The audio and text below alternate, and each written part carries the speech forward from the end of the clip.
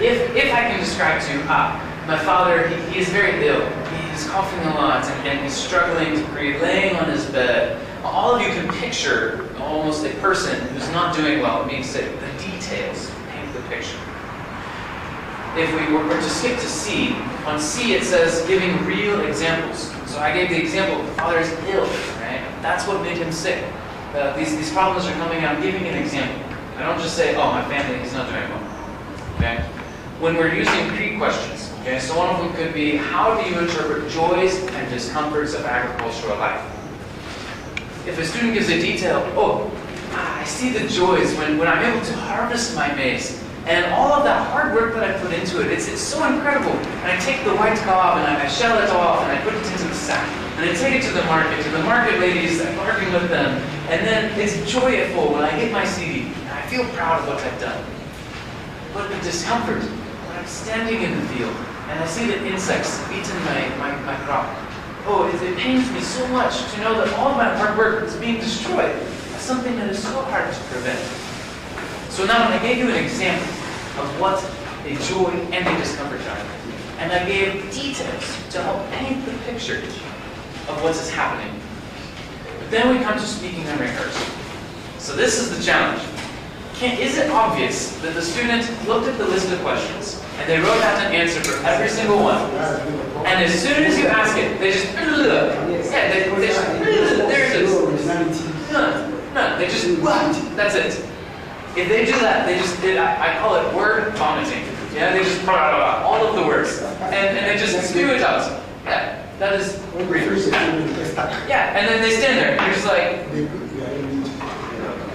give me more. It's like, it pains me as a degree judge because you can only ask these questions. And sometimes I want to stand there and go, so tell me more. Like, why? Why do you to listen to your question? And they've read through, they're prepared, they know what they want to talk about. But they're able to communicate it well. They're able to keep going. They don't have to sit there and go, oh, where on the page did I write that question? Oh yeah, it's the, I believe because, yeah, you can tell that they're readers. Okay? So just be watching to see what they do.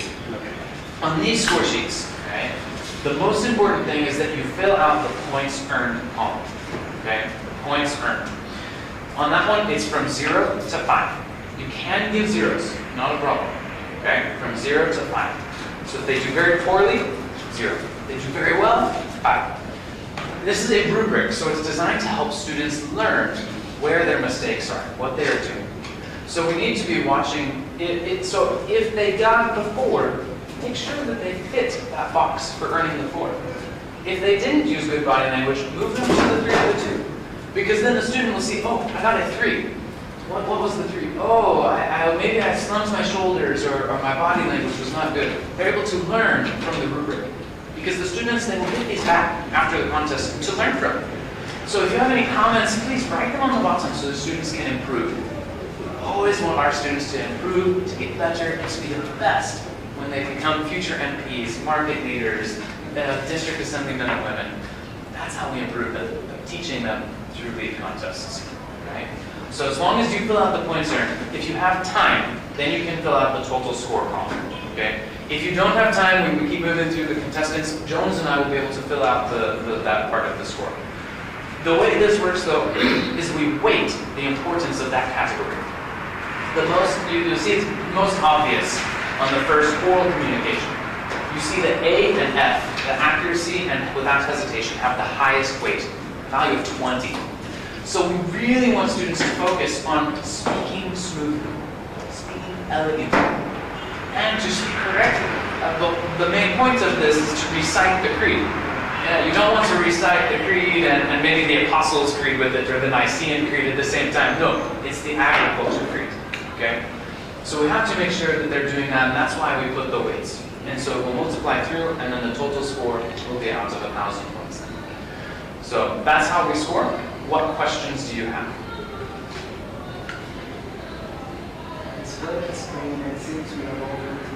Yeah, you have an idea of what's coming. Yeah. Yeah, please.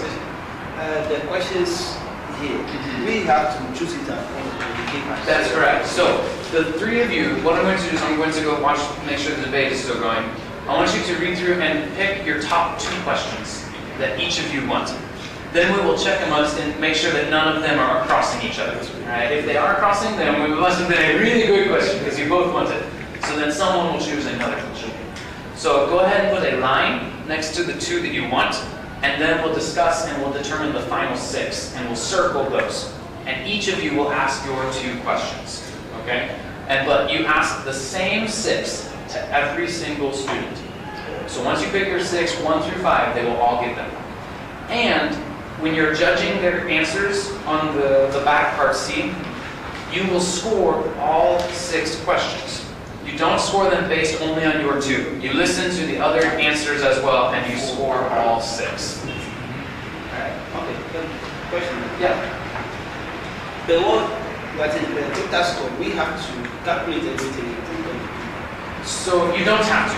As long as you fill out the points earned, Jonas and I can do the total. If you want to do the total, I will not stop you. It saves me from doing more work. Okay? If there is time. If there is time, yeah. But we're trying to keep the day moving smoothly. So when we come in to collect the score sheets, if it's not finished, that's okay. As long as the points earned is done. Because that's where you are actually being the judge. The rest is just mathematics. Right? And then from there, we take your total points and we look at how you scored through the day to determine the rank of how you scored the students. And then we use those ranks in order to score the overall winner. So that way, and so if in case maybe you consistently give 1 or 2 points less per student than you do, that's okay, because at the end we rank how you score the students. Because maybe if you scored the same student 900 points, you give him 600, the difference is very large. And at the end, if we were just to add the scores together, it could make a huge difference at the end. So that's why we use the ranks. So at the end, we look at how you scored all 5. We rank your 5 students. Then when we look at you scored 1, 2, 3, 4, 5. How you scored 1, 2, 3, 4, 5. And then we add those rankings up to determine the overall winner. Yeah. And if any 2 of you name the same person number 1, that person wins. In case one of you automatically, like maybe, I hope none of you would, but you say, that northern student, I don't want to judge well for them, so I'll drop them way down. And yeah, exactly, the prejudice, yeah. So we don't want prejudice, but this system protects against prejudice. Alright, so they're in there. Yeah. So you don't have a chance to ask the question, should I do like ask all 2% or should I ask 1? Ask 1, let them answer. Ask the next, let them answer. Then you are 1 and answer. Okay, so I will ask all the 2 questions, but not, I will ask the answer, and then I'll come back again and ask again. Yeah, so you'll ask, say you ask me question number 8, and then I answer. Okay. Then you ask me question 13, then I answer. Then I exhaust my question. Yes, and then you ask, yep, exactly. Yep. So with this, right after the program, we have to handle it you immediately, or we have to sit back and finish. So I like to allow you to have the first 2 together. Okay, so you'll judge the first student, and you keep your score sheet. Judge the second one. That way you can see the first one kind of creates like a benchmark, a level. Yeah. And that way you can say, this student, compared to this one, I remember how I judged, I can score. After that, then I will take your score sheets because you've created your benchmark. You see how you're scoring. Yes. Okay. I personally never like to give the first contestant a 5 on any area. Because if someone is better than them, now I don't have any room to give. Yeah. But if no one is better than them, then everyone scores lower. And that's okay. No problem with that. So just making sure that you create the level. Within the line. Yeah. The most important thing is that you're consistent. Right? If you give a student a 0 for fidgeting, be sure that if another student fidgets, you give them the same 0. Okay? As long as you are consistent, the system will work perfectly. Any other questions? Awesome. So at this time, go ahead and pick your 2 questions. Yeah, pick your questions. And then when I come back, we'll make sure that they all match. Okay? Thank you for volunteering to be judges today. We're very excited to have you here, and we value your contribution to the future of our 4-H students. Without your help, this wouldn't be possible. your expertise, your ability to read through and understand what is happening is crucial to helping teach our students to be future district assemblymen and women, MPs, community leaders, so that they motivate and become important supporters. So I just want to thank you for your time very much. We truly cherish it. I'm glad that you've got the packets to be able to look through and see what is happening. Included in your packets are the script of what the club meeting will look like. So I'll walk through the actual contest. First, we'll start off with the opening ceremonies. Then we'll move into the secretary's report. You all have a copy of the secretary's report from the last meeting. All of the teams have the exact same copy, okay? So they all have the same thing. They just have to insert their club name, their president, etc. So they are using that secretary's report as if it was from the last meeting. And then they will present it, then they move into the treasurer's report.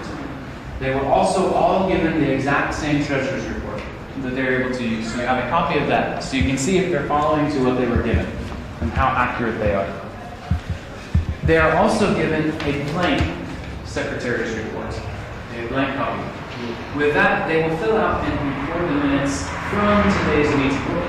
They are being told that they have to do that while they're in the preparation room. And then they will also finish filling it during the meeting. They will only have about 30 seconds after the meeting is adjourned to finish any last details, and then they will have to give it to you, the judges. I have here the score sheets. I'm going to ask you if you can share between the two of you or one of theirs. Oh, you have one as well, perfect. So on the score sheet, at the very back side, on the very back, there is a place where it says Secretary's Notes, right? That's looking at the notes that they give you after the meeting.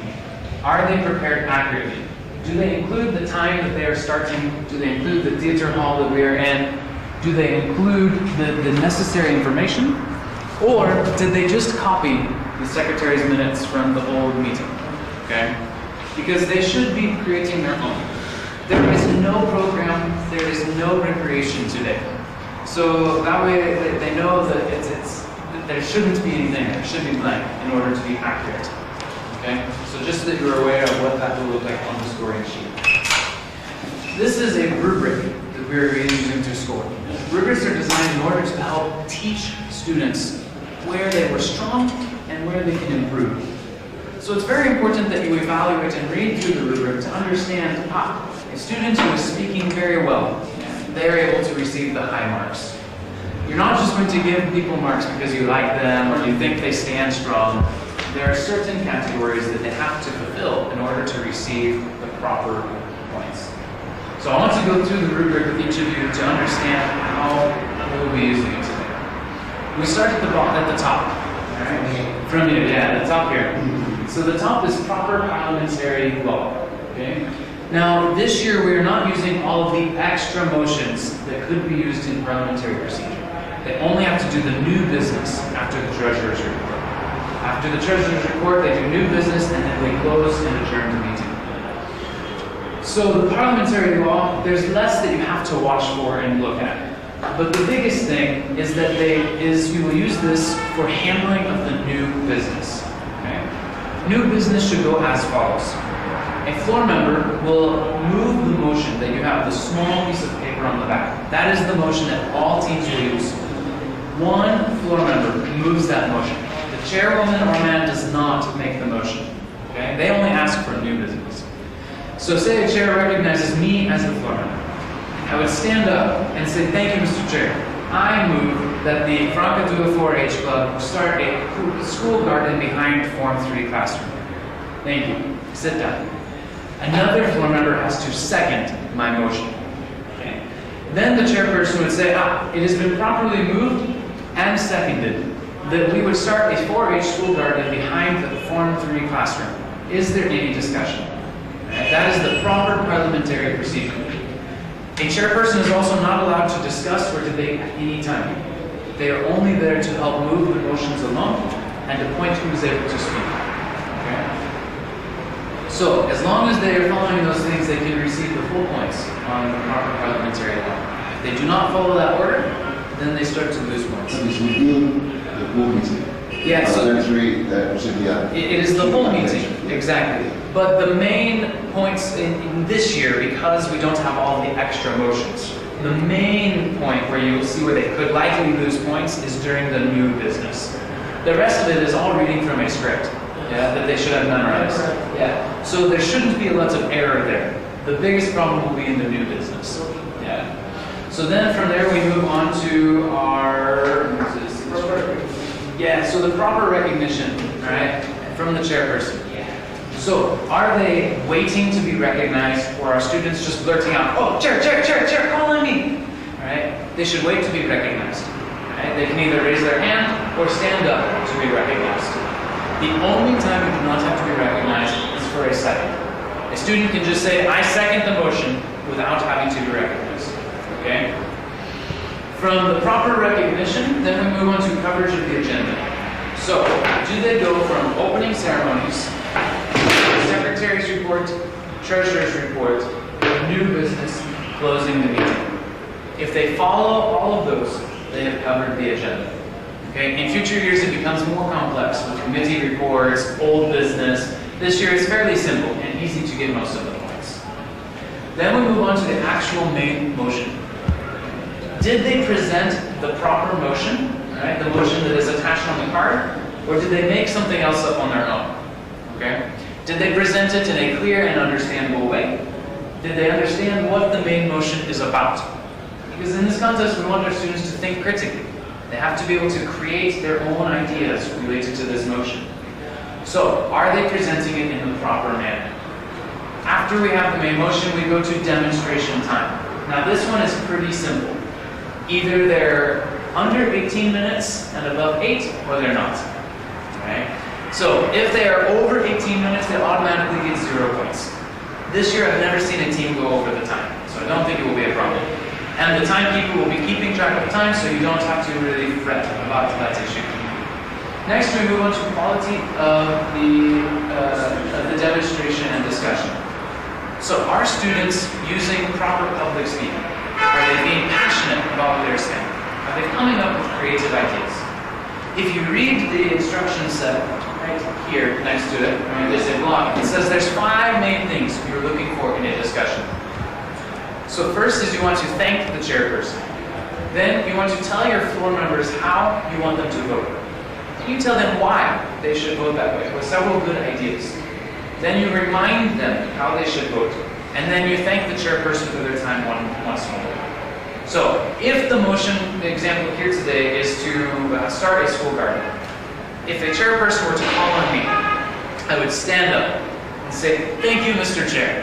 I urge all of my floor members to vote against this motion because we don't have enough funds in our 4-H club in order to purchase the seed needed for the garden.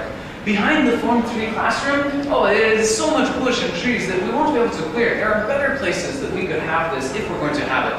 And finally, we are already so packed in our syllabus and all of our activities between lead contests and going to other demonstrations. We just do not have time to have this school garden. Therefore, I ask everyone to vote against this motion. Thank you, Mr. Chair." And I sit down. Okay? So those 5 things: thank you, how to vote, why you should vote, reminding them to vote again, and then thank you. That is an excellent discussion. Right? That's the best you can get. Full points. In addition to that, we need all 5 floor members to bring good discussions. Okay? I always tell students that you want to have at least 2 discussions per floor member. So we have 5 members that can speak, so we should be hopefully looking for about 10 discussions. The only reason I would give a 15 as a judge is if I had 10 excellent discussions. Right? They covered all 5 of those areas. That's the only way. Like, angels are singing in the room saying, "Hallelujah!" That was an amazing discussion from everyone. Right? That's a 15. Right? If students are standing up and saying, "We should vote against this motion," and they sit down, that's a 0. Right? They might as well not even stand up.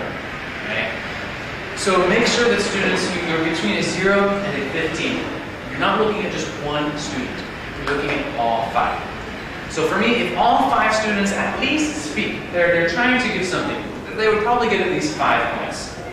If all 5 students are having at least 2 discussions each, yeah, then they're probably looking at that 10 to 15. Yeah? So most of the points will probably be between the 5 to the 10 point range. All right? That's where the average speakers are. If any one student does not speak at all, there should be no reason they're getting a 10. All right? So making sure everyone is speaking. Are we clear on the points there? Yeah. So now we go to clarity and expression of voice. Can you understand the students? Okay. So are they actually expressing their opinions accurately? Are they trying to display why they think we should vote the way we should? And are they saying it clearly? Or are they saying, I think we should vote more than this vote? Right? You can't understand what they're saying. Okay. So if you're debating in Parliament and no one understands you, how would you expect to get your objective passed? You won't. So we need to encourage our students to speak clearly and effectively. Then we come into voice. Are the students sitting in their chairs, attentive, listening to the other speakers? Or are they falling asleep? They're not paying attention. I've even seen some students actually put their heads down after they have spoken. Right? When they're speaking, are they standing confidently? Are they rising and being clear in what they're trying to say? Again, from 0 to 3. Some students, if a student is not doing it, you're probably looking in the 1 range. If all of them are doing very well, you're in the 3. Right? Then we're looking for the impartiality of the president or the chairperson. Does the chairperson actually allow for everyone to discuss? Right? This should be an easy 3 points. Should be. But sometimes you have a chairperson who says, I don't like that boy, and does not let them speak. Instead, they're only hurting the team. Okay? So we need to make sure that we're allowing for everyone to speak. The chairperson should be trying to make sure all of his phone numbers or her phone numbers are speaking. Are there any questions about the scoring rubric on the front? Questions at this time? Okay. So where do we write in this case? Aha. We should have a form. Excellent question. So you will get this form for every school. Okay.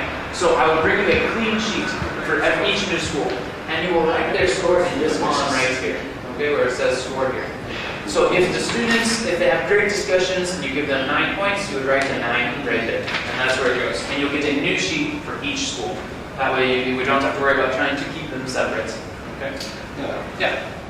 With this, it means nobody can determine what to start from. You can be roving your eyes through all of them and be looking at all the rubrics. And then you can be scoring from any point. Yep, you can score from any So point. it doesn't mean we should Yeah, don't start from the corner to the bottom.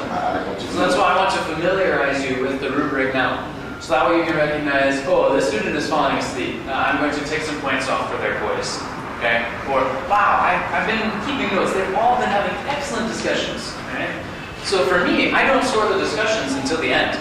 Yeah? Because I want to make sure that everyone had good discussions first. So I'm going to do about the end. You might have seen everything. Yeah. I mean, like number 5 will be the last one that will be, because that one will ask for the time, number 5. Yeah, you can't score that until the end. Exactly. So it just goes to show to know it. No, the last one will The come secretaries. for time. Yeah. You have to look on the secretary. Yeah, so you can't score that until they give them to you. The last one. So that one will come So even the opening and closing ceremonies are found here at the back page. Yeah. So you should be looking at that. Yeah, because you have to wait until they close to score it all. So when we get to the back page then, at the end, right, there's only a few left. So we have the team participation. Did everyone participate? So there might have been that floor member who was trying to speak, but the chair didn't let him. That's against the chair, not that floor member. But if you have the floor member who sits there and ignores the whole context, then you're taking points away from team participation. Okay. Then we're coming into the our debates. Is it yes or no? Do they talk about 4-H activities or not? This motion is designed to help include 4-H. You're talking about a school garden from your 4-H club. I would hope they're all able to talk about 4-H in order to receive the point. But if they don't, that's the point. And then we finally come into the opening and closing ceremonies. So, Are they able to follow along and properly give the opening and closing ceremonies?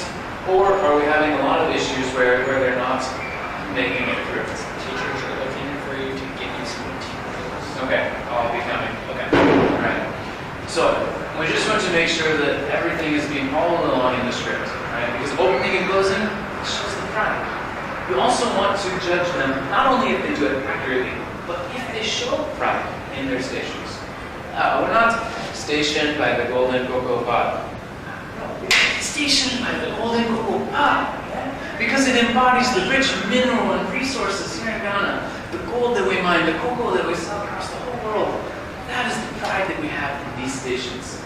Stationed under the flag of Mother Ghana. Oh, you want to show the pride that you have in this.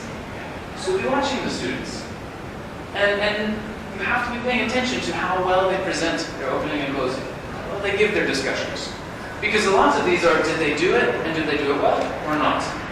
But those ones, that's where we differentiate the teams. From the winners to the losers. The ones that are able to communicate the best, show the most pride. Yeah? I'm sure they will do the other things to give them points. So those areas are where we have to pay very close attention. Yeah. So the total time is 62, right? Yeah.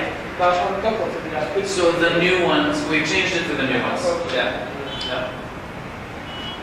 All right. Any other questions before we begin Greek? So during Greek, I would ask that you please take the time to read through all of the rubric. Okay. That way you're very well versed with it. And then after Greek, which should go fairly quickly, then we will begin into the club meeting. Okay. Any other questions? Yeah. So if you see here on this one, right, there is nowhere in the club manual that says where they have to sit. Okay. Because we follow this right out of the 4-H Ghana manual. What is traditional is that you'll have the president, the vice president, the secretary, the treasurer, the organizer, and the student advisor. Those are the traditional areas. We're also going to have the stations, their symbols on the front. So hopefully they will then sit where those symbols are. Okay? So does that answer the question? Perfect. Anything else? Excellent. We'll meet my guys. Yeah, so read through, and you can either read them here or you're welcome to read them in the theater. You sit here. Perfect. So, once you sit here, how do you interpret these best traditions of our national life? Agriculture, especially farming, have come from the traditions of people engage in agriculture more these days. We used to have time to go. Cocoa has brought better days in the agricultural industry. It has made some industry.